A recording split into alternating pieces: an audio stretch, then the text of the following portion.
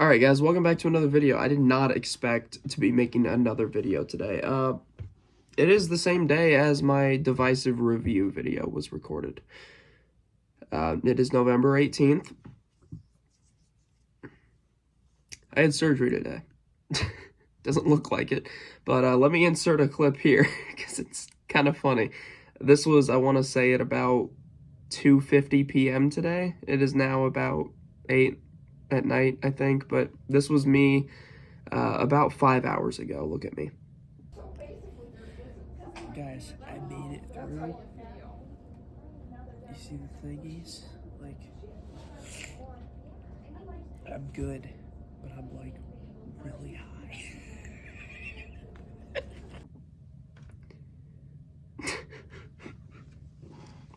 Yeah, no, that's why you're not supposed to drive the day of surgery, coming back from surgery. And no, I'm not going to drive today.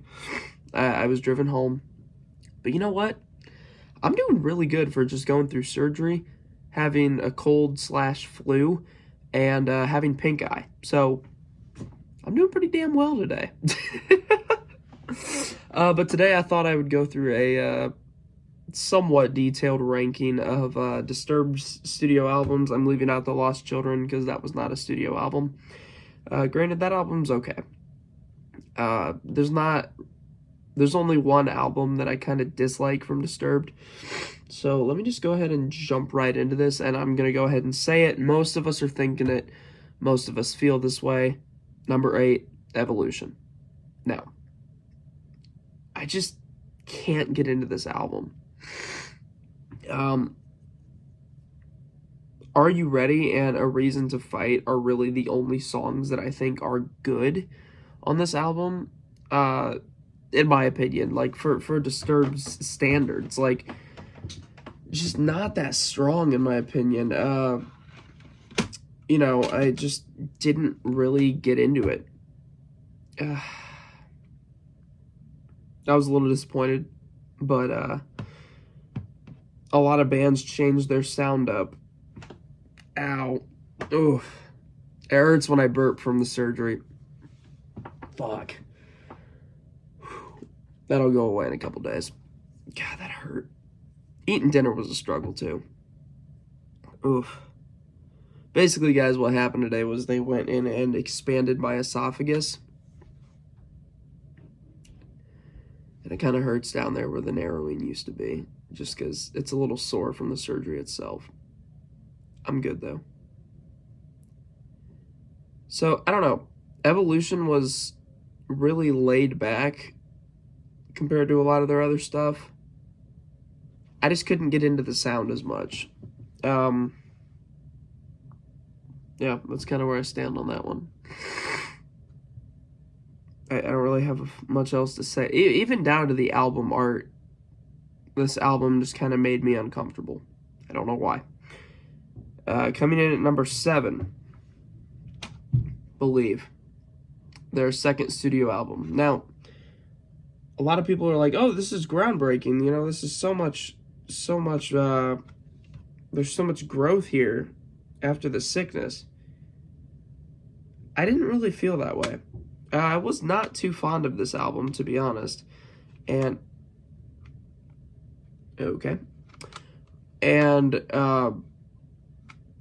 like, the vocals in this album, to me, a lot of them are, I don't want to say whiny.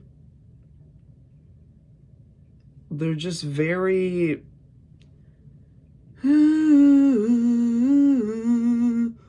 like, it's like that throughout.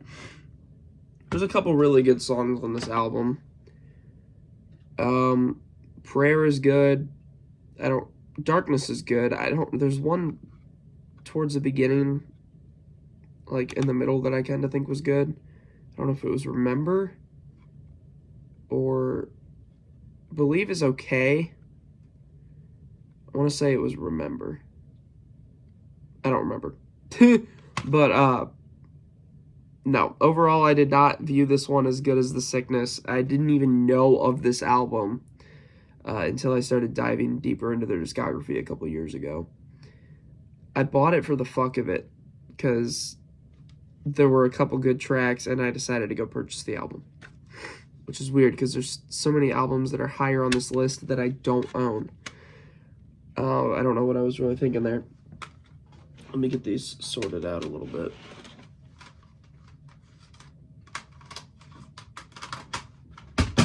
Oops, my bad. But yeah, okay, so let's move on. Coming in at number 6 is Immortalized. This came out in 2015, I want to say. It was either 15 or 16. I think it was 15. Couple bangers on the album. I think Save Your Last Goodbye. Who Taught You How to Hate. The Vengeful One.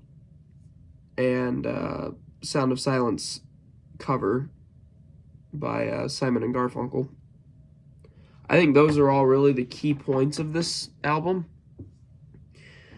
To me, though, it was a little inconsistent. There's really not much there for me. And that's just all honesty. So, I don't really know how to feel about that album. I mean,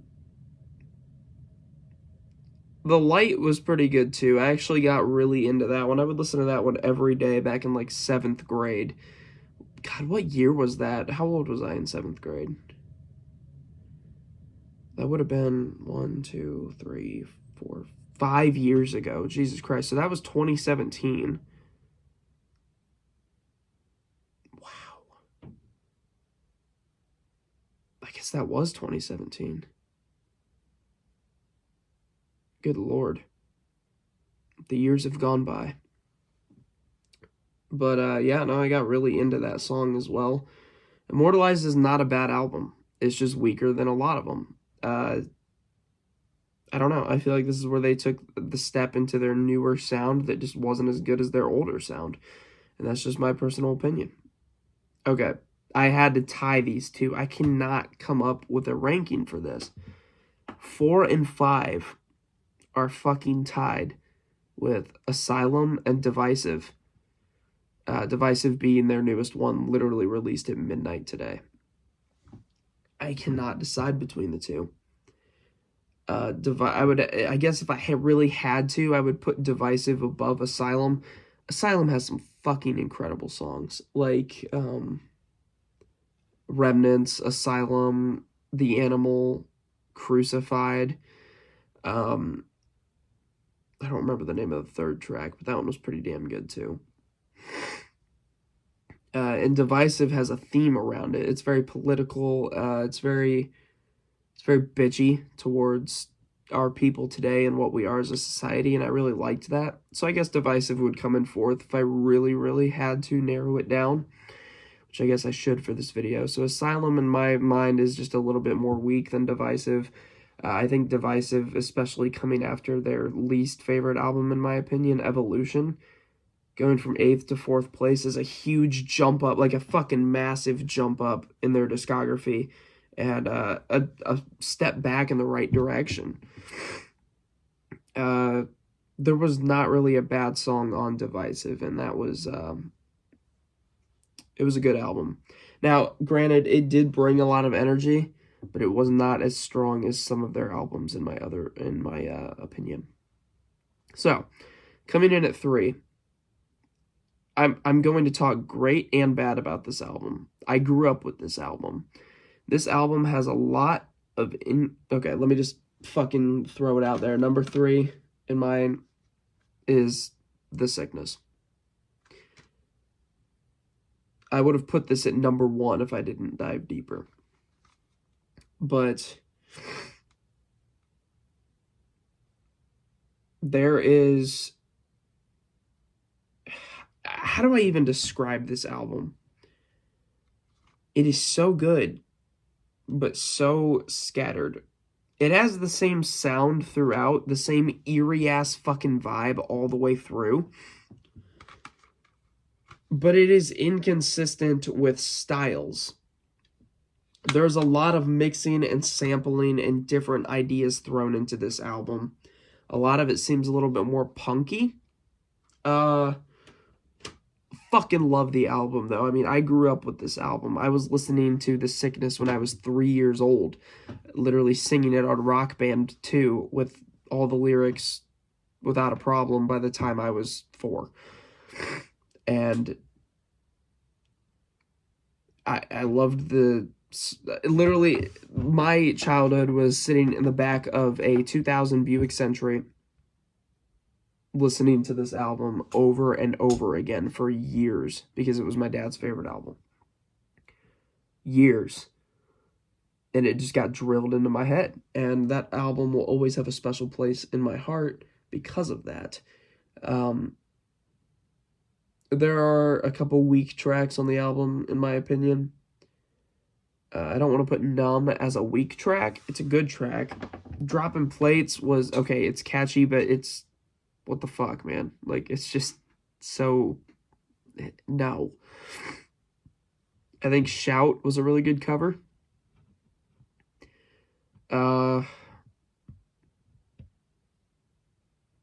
Yeah, no. It's a great foundation for the band, but it was a little inconsistent. Now, there are songs, okay, Stupefied, I'm sick of. It's been overplayed. Yes, it's a good song, but much like Enter Sandman by Metallica, every time it comes on, it's like, okay, cool, but goddamn it, I've heard it so many times. So yeah, The Sickness ranks at number 3 for me, simply because the last 2 albums on my list are much stronger, and honestly, it's a little hard for me to pick between the two, just because they're both so goddamn good. But coming in number 2 for me is 10,000 Fists. This is another album that I grew up with.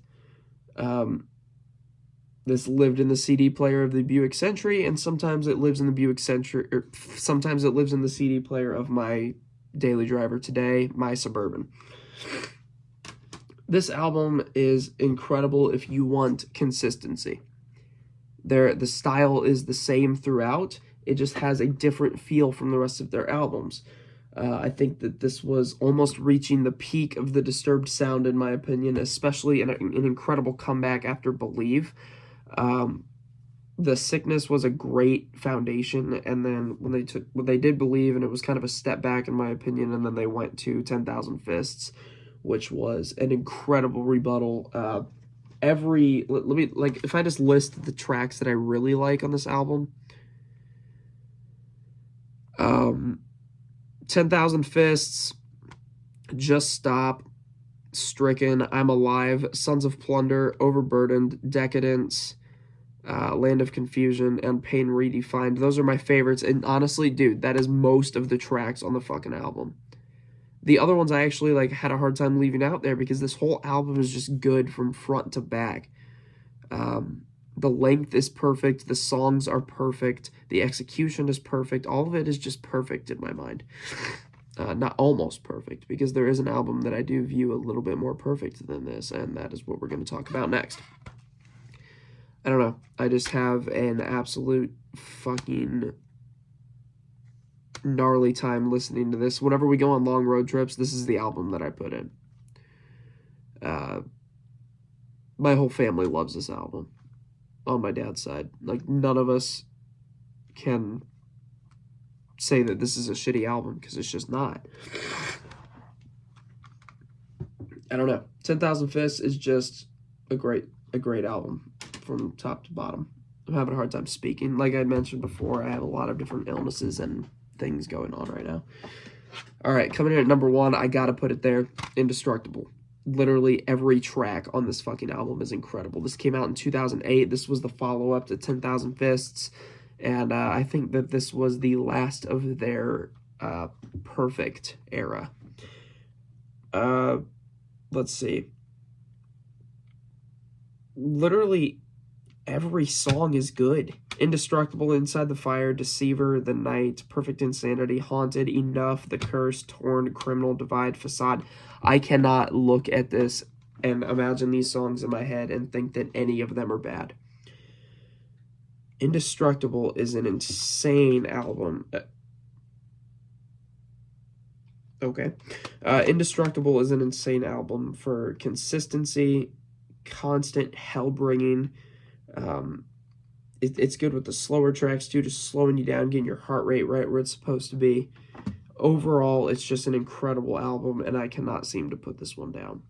I've probably listened to this almost the least. Like, okay, well, actually, no. Of all these albums, this is like the fourth least one I've listened to. But it's my favorite one. Like, I just didn't listen to this very much. Now, I also kind of grew up with this. My dad's ex-girlfriend burned him a CD of this, and it was his birthday gift, if I recall. And we played, like, Inside the Fire on repeat. I don't really remember listening to the rest of this CD in my childhood, but I grew up with Inside the Fire, and I thought it was an incredible song.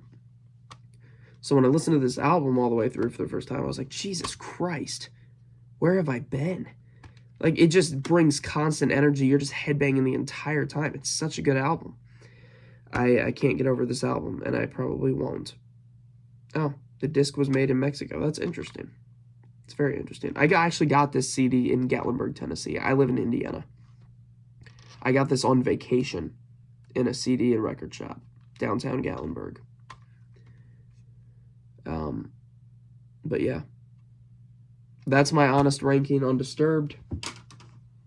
Again, it's kind of hard to go into the sounds of these albums because Disturbed just has a familiar sound with all of their albums. You know, it's very consistent.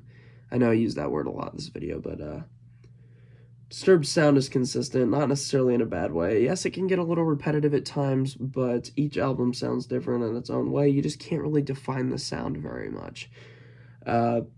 At least in my mind, and I'm not very good at doing that, but still, you have my rank. I want to hear yours down in the comments.